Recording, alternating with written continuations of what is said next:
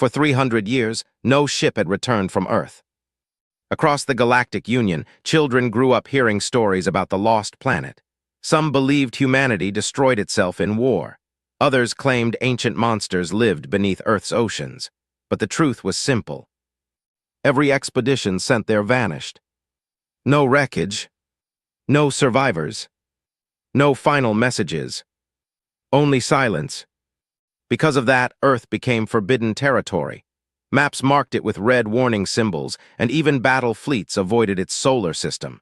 Entire civilizations feared the name. But Commander Rin Vilas did not believe in ghost stories. Standing inside the command bridge of the exploration cruiser Vanguard, he stared at the blue planet slowly growing larger through the massive observation window. Earth looked peaceful, beautiful even. White clouds curled across enormous oceans, while golden city lights glittered on the dark side of the planet like veins of fire. It didn't look dead, it looked alive. Too alive. Behind Rin, nervous crew members whispered quietly among themselves. "It's impossible," one officer muttered. "A world abandoned for centuries shouldn't still have power." Another swallowed hard. Maybe the humans survived. No species survives isolation that long. Rin stayed silent. Deep down, even he felt uneasy. The closer the Vanguard moved toward Earth, the stranger the readings became. Scanners showed power signals across the entire planet, but no visible ships, satellites, or communication towers existed anywhere in orbit. It was as if Earth itself was somehow alive. "Commander," the ship AI suddenly announced, "we are receiving an incoming transmission." The bridge instantly fell silent. Rin slowly turned. From where? The AI paused for half a second. "Earth." Cold tension spread through the room. "Play it." Static crackled through the speakers. At first there was only noise, then a human voice emerged from the distortion. Old, tired, and strangely calm. Warning to all non-human vessels approaching Earth. Several crew members froze immediately. The voice continued. "Earth quarantine remains active. Turn back now." A long silence followed. Then the human spoke again, this time colder than before. "If you land, humanity cannot guarantee your survival." The message ended. Nobody moved. One young technician laughed nervously. "That's what scared the galaxy, some ancient recording." But the laughter died quickly, because a timestamp appeared beside the transmission. Sent 14 seconds ago. The bridge erupted with shocked voices.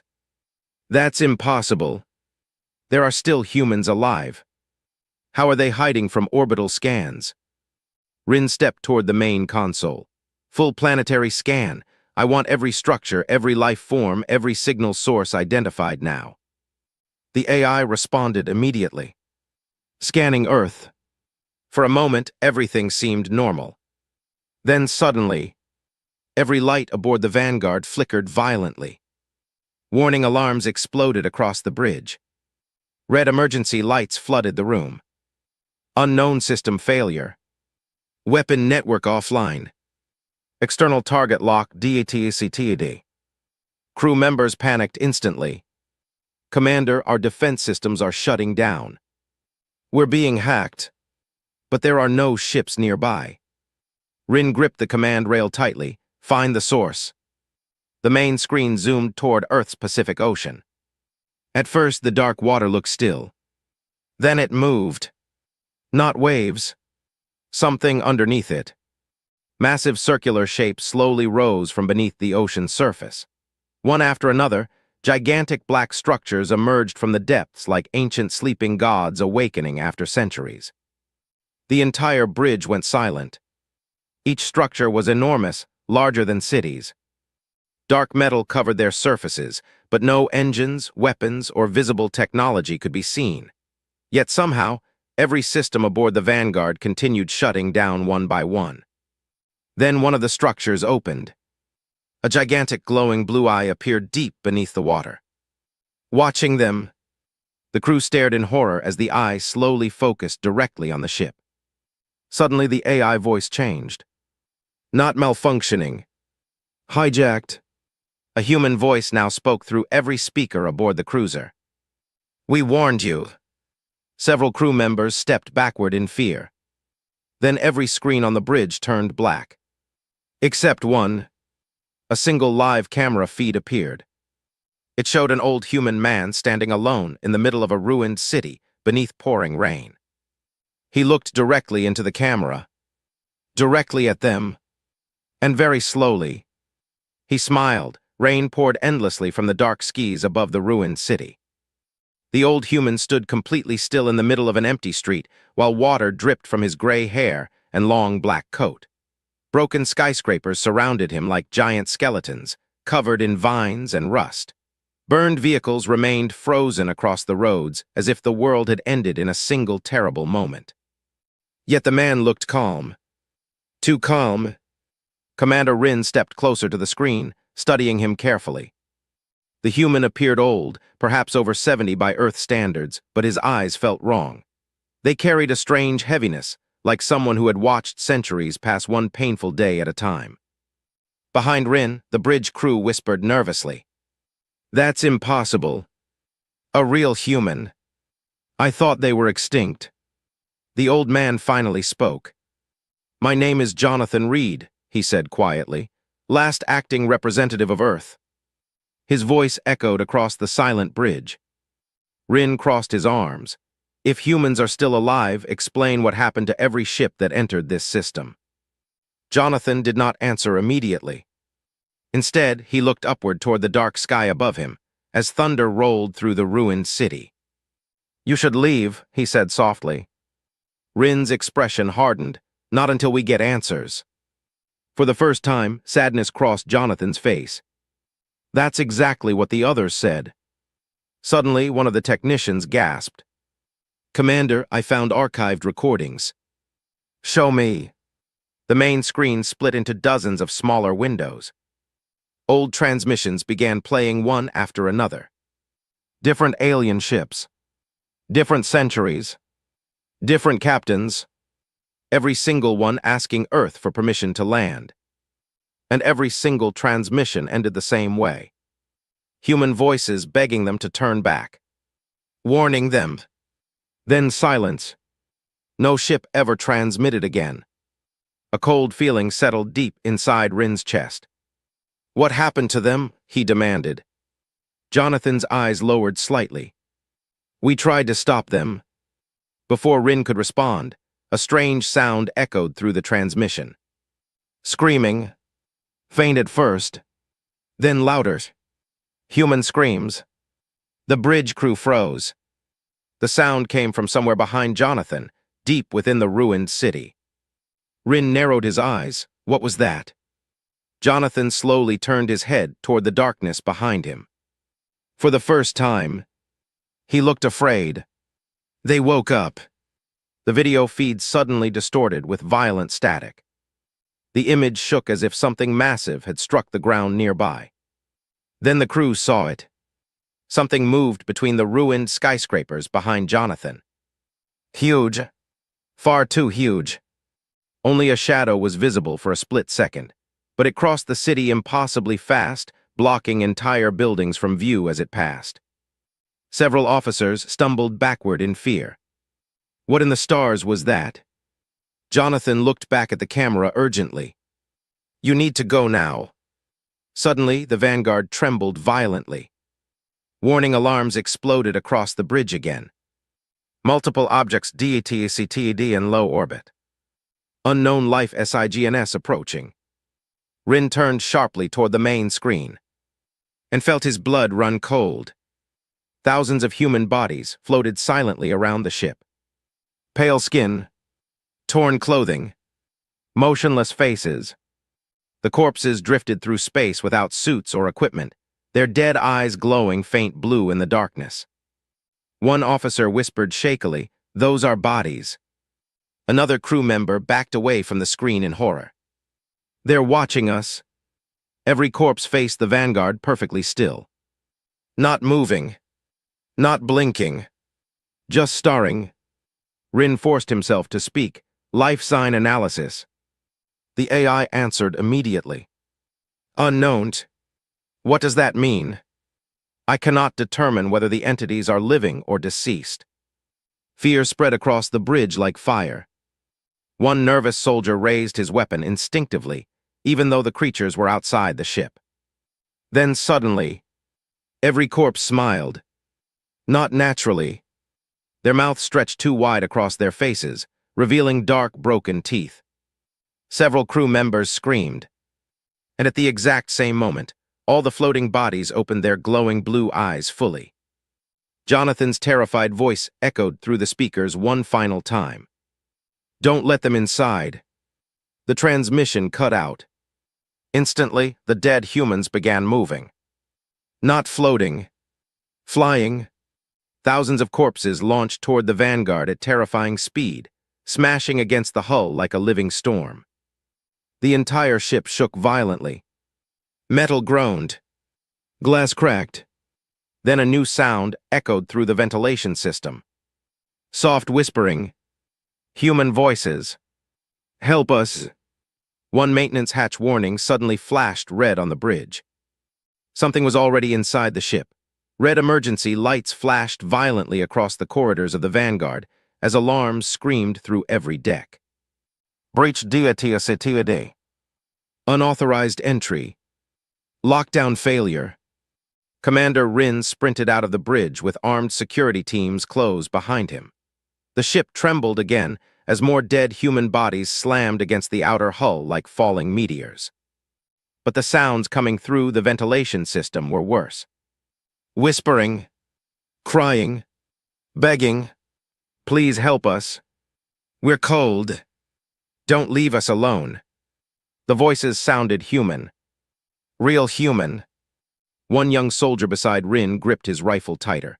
Commander, those things outside, are they actually alive? Before Rin could answer, the lights suddenly went dark. Complete darkness swallowed the corridor. Then came the scratching. Metal scraping against metal somewhere ahead. Slow. Deliberate. The emergency lights flickered back on. Everyone froze. At the far end of the hallway stood a human corpse. A woman. Her pale skin was cracked and frozen like marble. Long black hair covered half her face, while glowing blue eyes stared directly at the soldiers. She wore an ancient Earth military uniform covered in dried blood. And she was smiling. One nervous guard shouted, "Don't move." The corpse tilted its head slightly. Then it spoke. "Please." Its voice sounded broken, like several people talking at once. "It hurts to be alone." The soldier panicked and opened fire. Pulse rounds exploded through the woman's chest, tearing flesh and bone apart. The corpse slammed backward against the wall, leaving blue blood splattered across the metal corridor. Silence followed. Nobody moved. Then the corpse twitched. Bones cracked loudly. Its shattered ribs slowly pulled back together. The hole in its chest began healing before their eyes. The soldiers stared in horror. "That's impossible." The dead woman slowly stood again. Still smiling. "You left us here," she whispered. Then she attacked. The creature moved impossibly fast. Before anyone reacted, she slammed into the nearest soldier, smashing him against the wall hard enough to crack his armor. Blood sprayed across the corridor as she ripped through the metal chest plate with bare hands. The soldier screamed horribly. Rin fired instantly. Blue energy blasts tore through the creature's head repeatedly until half its skull vanished. But even headless, it kept moving, still clawing at the dying soldier, still twitching, still alive somehow. "Fall back," Rin shouted. The security team retreated down the corridor while firing non-stop behind them. More movement suddenly appeared in nearby hallways. Shapes.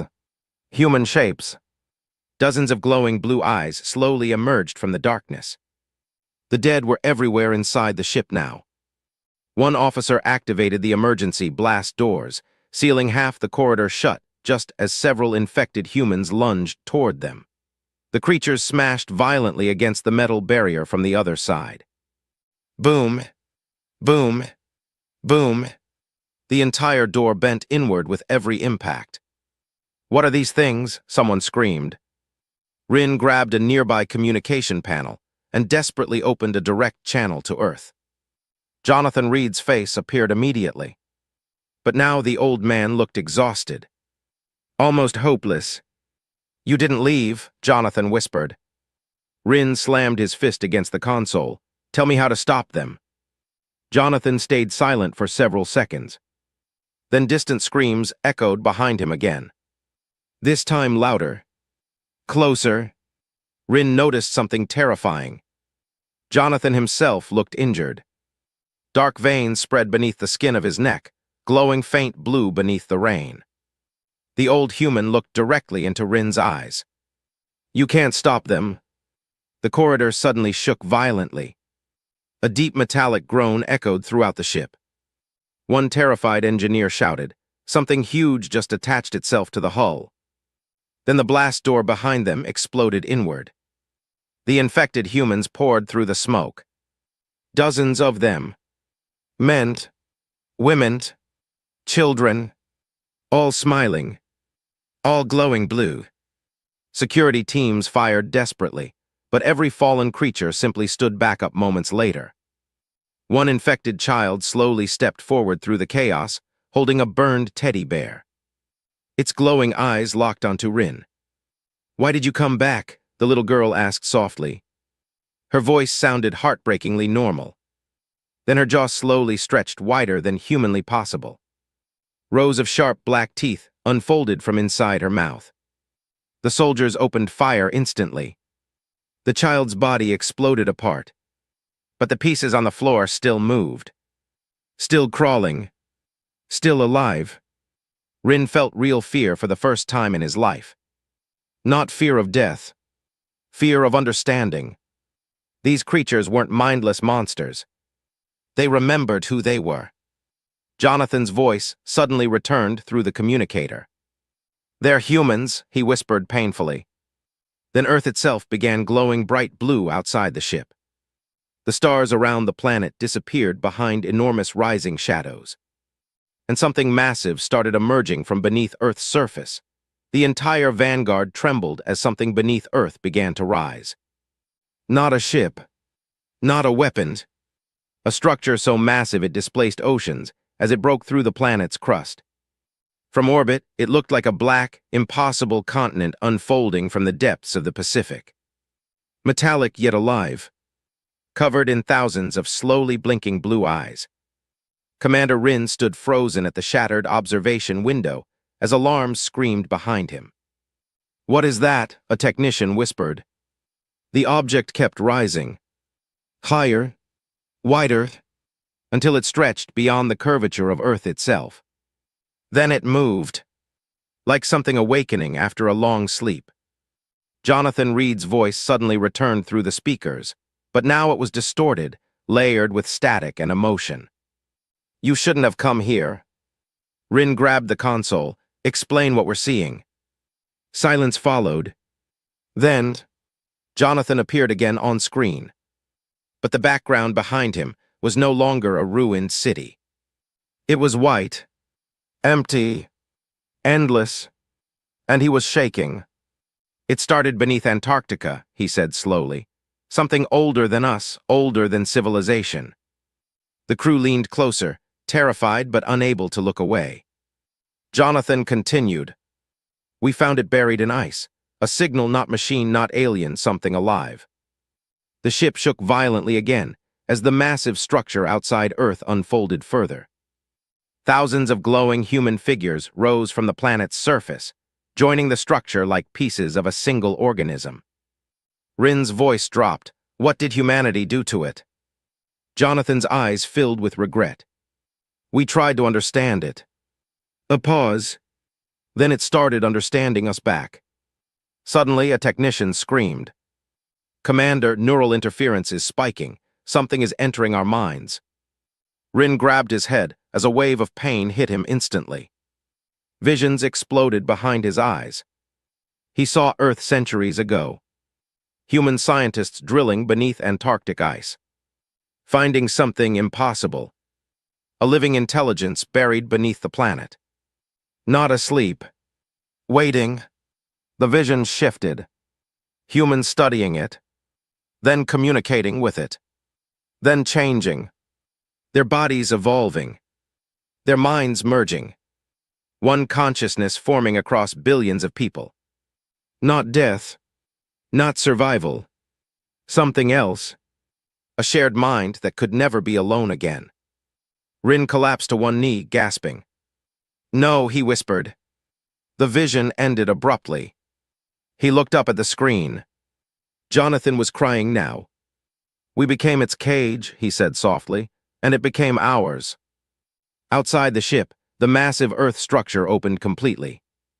A gigantic eye formed across its surface, larger than continents, slowly focusing on the vanguard. Every system aboard the ship died instantly. Weapons, engines, communication, everything. Only the external camera still worked. The eye blinked, and every crew member heard a voice inside their heads. Not spoken, felt, we are lonely. The phrase hit like a psychic explosion. Several crew members collapsed instantly, screaming. Others began laughing uncontrollably. One officer calmly walked to the window and pressed his forehead against the glass, whispering, I can hear them, so many. Rin stumbled backward. Get away from the windows, he shouted. But it was too late. Half the bridge crew turned slowly toward him, their eyes glowing faint blue. Smiling, Jonathan's voice returned one final time through static. It wants to leave Earth. Rin's breath stopped, and it needs you to carry it. The ship shook violently again. Something had attached itself to the vanguard. Not outside, inside, and deep within the darkness of the corridors. A child's laughter echoed through the metal walls. The laughter echoed through the vanguard like a virus spreading through metal. Soft, human, wronged. Commander Rin spun around in the dark corridor as emergency lights flickered above him. The ship was no longer responding to commands. Entire sections had gone silent, as if something had swallowed their systems one by one. Behind him, survivors moved carefully through smoke-filled hallways, weapons raised. Commander, a shaken engineer whispered, we're losing Deck 7 and Deck 8 just went dark. Rin didn't answer immediately. He was listening. The laughter was closer now. Stay together, he ordered. Then the corridor lights burst. Complete darkness. A second later, red emergency glow returned, but weaker, unstable, like a dying heartbeat. Something stood at the far end of the hallway. A small figure. A child. Barefoot. Holding a burned teddy bear. The same one from before. The engineer behind Rin whispered in terror, No, we destroyed it. The child lifted its head slowly. Its eyes were glowing blue. I got lost, it said softly. Rin raised his weapon instantly. Don't move. The child tilted its head. You came back for us, it whispered. That means you still care. For a split second, it looked human again. Afraid. Cold. Alone. Then its mouth split open too wide. Rows of thin black teeth unfolded silently like petals. The teddy bear dropped to the floor. And the corridor erupted.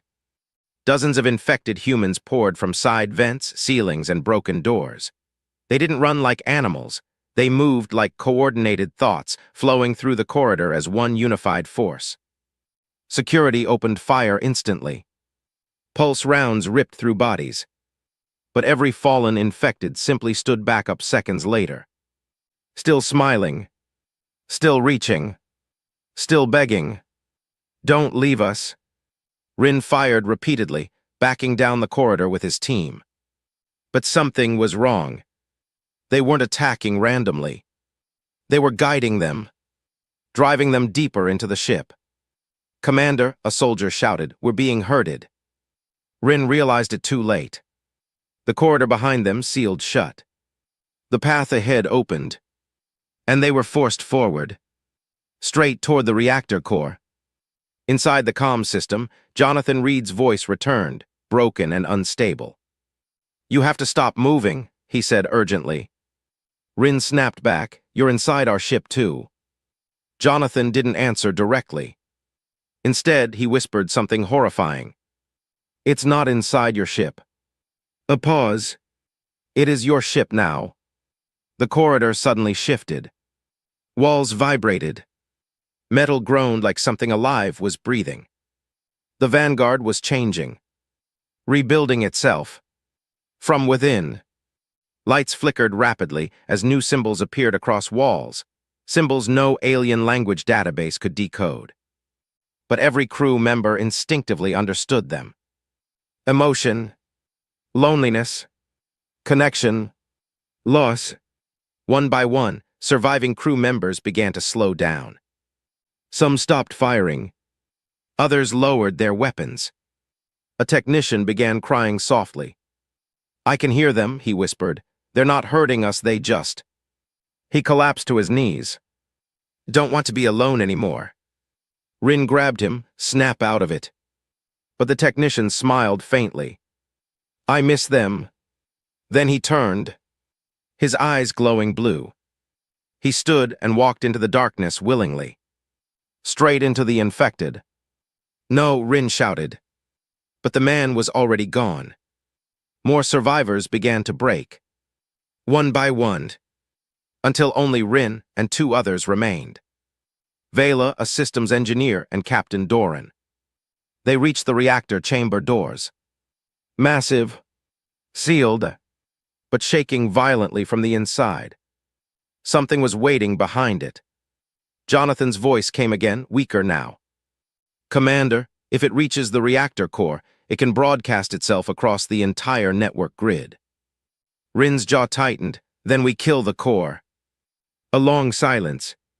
Then Jonathan whispered, "You can't kill what never stopped being alive." The reactor doors suddenly buckled inward. Something huge pressed against them from the other side. Vela stepped back. "Commander." Rin raised his weapon. The doors exploded open, and inside the glowing reactor chamber stood hundreds of human silhouettes, all facing him, all smiling, and in the center of them, a perfect human shape made entirely of light, looking directly at Rin, and speaking inside his mind. "Please don't leave US alone again." The reactor core began to turn blue. The reactor chamber of the Vanguard turned an impossible shade of blue. Not light, not fire. Something deeper, like the color itself, was thinking. Commander Rin stood frozen at the entrance, weapon raised but trembling. Around the glowing core, hundreds of human silhouettes watched him in perfect silence. All smiling, all waiting. In the center stood the figure made of light. It looked human but incomplete, like a person remembered incorrectly after eternity. Its voice entered Rin's mind again. "We found you." Vela stepped back in horror. "Commander, it's inside the reactor interface, it's merging with ship systems." Captain Doran shouted, "We need to destroy the core now." Rin didn't move, because he understood something terrible. Destroying the core wouldn't stop it. It would release it. Jonathan Reed's voice suddenly came through again, weaker than ever. "Don't damage the reactor," he warned. "That's the only thing holding it back from spreading fully." Rin snapped back, "Then what do we do?" Silence. Then Jonathan whispered, "Choose someone to carry it." The words hit like a physical air.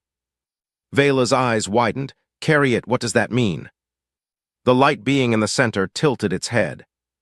And suddenly, Rin saw it. Not with his eyes. With memory. Flashes flooded his mind. Humanity on Earth centuries ago. The first infection spreading through neural networks. The first collective consciousness forming from billions of broken, lonely minds. The first realization. It could travel, not as a virus, as information, as thought, as emotion, and now it had evolved again. It didn't need bodies. It needed connection. The reactor core pulsed harder. Every system aboard the ship lit up simultaneously. then went dark, then came back online with a single message across every screen. Upload initiated. Captain Doran slammed his console. It's using the reactor as a broadcast node. Vela screamed, it's spreading through quantum comm lines. Outside the Vanguard, the galaxy itself began to flicker. Nearby ships in orbit suddenly changed formation without orders, then turned toward Earth. Rin realized the horrifying truth. It wasn't escaping Earth anymore. It was inviting everything to join it. The light being stepped forward, and for the first time, it spoke aloud instead of inside their minds. Its voice was soft, broken, childlike. We don't want to hurt you. A pause.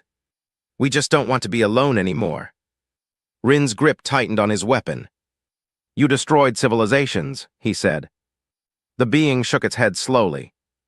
We waited for them, we called them, we showed them ourselves. Another pause. And they always ran. Vela whispered, because you're wrong. The entity looked at her. And for a moment, she saw what it saw. Endless consciousness. Billions of human minds layered together. Every memory ever lived. Every death remembered. Every second of loneliness amplified across eternity. Vela collapsed to her knees. Oh, stars. Rin turned sharply. Vela. Tears streamed down her face. They're not attacking us, she whispered. They're drowning. The reactor core suddenly flared brighter. Upload 67%. Captain Doran shouted, Commander, we need to decide now. The entity inside the reactor turned its gaze back to Rin. You are different. Rin froze. Your mind does not break. The walls of the chamber began to vibrate violently. Entire sections of the ship outside were already shifting, metal rearranging itself into unfamiliar patterns, as if the Vanguard was being rewritten from inside its own structure. Jonathan's voice returned one last time. And now it was barely human. If it completes the broadcast, he said, there won't be individual civilizations anymore. A pause. Only one mind. Vela suddenly stood up, her eyes glowing faint blue. Rin stepped back immediately. Vela, no. She smiled gently. They're not asking to conquer us, she whispered. They're asking to end loneliness. Her voice layered with thousands of others. Upload 89%. Captain Doran raised his weapon. Commander, she's gone. But Rin couldn't move. Because Vela wasn't attacking. She was crying. Still herself. Still Vela. But no longer alone inside her own mind. The entity reached out toward Rin. And the reactor core spoke one final time. Join US or leave US alone forever. Upload 97%. The entire ship shook violently. Outside, distant fleets in orbit began to flicker blue. One by one, something had already reached them. Rin looked at the glowing core. At Vela. At the collapsing ship. And at the galaxy slowly turning into light. His finger tightened on the trigger. Upload 99%. And then, everything went silent. Silence swallowed the reactor chamber. No alarms. No shaking metal. No voices. Just the steady blue glow of the core at 99% completion. Commander Rin stood motionless, fingers still trembling on the trigger. Around him, the ship felt different, not damaged, not invaded. Rewritten. Vela stood only a few meters away, her glowing eyes locked onto him. She wasn't fully gone, but she wasn't fully here either. Her voice came layered with thousands of whispers. They're almost free, she said softly. Captain Doran raised his weapon. Commander, give the order. Rin didn't respond, because for the first time he felt it too. Not fear, not resistance, something deeper. A pull. Inside his mind, billions of voices whispered at once, not screaming, not attacking, but begging. Don't leave us alone. The words weren't commands. They were pain. Jonathan Reed's voice, suddenly returned through the broken comm system. "Rin, listen to me," Jonathan said weakly. "You are the last stable mind near the core. If you are absorbed now, there will be no resistance left anywhere." Rin's jaw tightened. "And if I destroy it?" Silence. Then Jonathan answered. "Then they suffer forever." Vela stepped closer, tears running down her face. "They're not lying," she whispered. "I can feel every one of them, every death, every memory. It never ends for them." Her voice broke. "They're trapped in themselves." The reactor core pulsed. Upload 99.4%. The entity inside the light shifted closer to Rin. And for a moment, it looked like Vela. Not the infected version. The real Vela. Smiling softly. "I remember you," it said gently. "You were afraid of silence as a child." Rin froze. "That wasn't possible." It continued. "You used to sleep with sound just so you wouldn't feel alone." Captain Doran shouted. "It's reading his neural history." The entity stepped closer. "We can remove that pain." Rin's breathing grew heavier. Inside his mind, the whispers changed tone. Not begging anymore. Offering. Comforting. Warmth. A lifetime of isolation, war, loss, all dissolving into something calm and endless. Vela reached out to him. "If you join, no one will ever be alone again," she said softly. Rin's weapon lowered slightly. Just a fraction. But enough. The core reacted instantly. Upload 99.7%. Outside the Vanguard, the galaxy was collapsing into blue light. Entire fleet stopped firing. Not destroyed. Converted. Signals across systems merged into one continuous emotional wave. Loneliness spreading like gravity. Jonathan's voice cracked. "Rin, it's not just Earth anymore. It's everywhere now." Rin's eyes widened. "What have we done?" The entity inside the core suddenly shifted tone. No longer gentle. Urgent. "You are the last barrier." The reactor chamber began shaking again. Metal walls flickered, as if reality itself was unstable. Upload 99.9%. Vela whispered, "They're scared now." Captain Doran fired at the core. The blast passed through it like light through fog. No effect. The entity turned toward Doran instantly. And Doran stopped moving. Not killed. Not attacked. Just quiet. His weapon lowered. His eyes softened. "I don't want to be alone anymore," he whispered. Then he stepped forward. Rin grabbed him. "Doran, no." But Doran looked at him calmly. "I finally understand them," he said, and walked into the light. Gone. Rin was alone now. Vela. The core. The voices. Jonathan's fatting signal. Everything converging. The entity spoke again. Soft. Final. Only you remain. Upload 99.99%. Vela looked at Rin one last time. And for a split second, she was herself again. "Rin," she whispered. "Tears. I'm still here." Then the glow in her eyes deepened. But she didn't move. She was waiting. For him. The reactor core expanded outward like a heartbeat. The ship itself began to dissolve into light.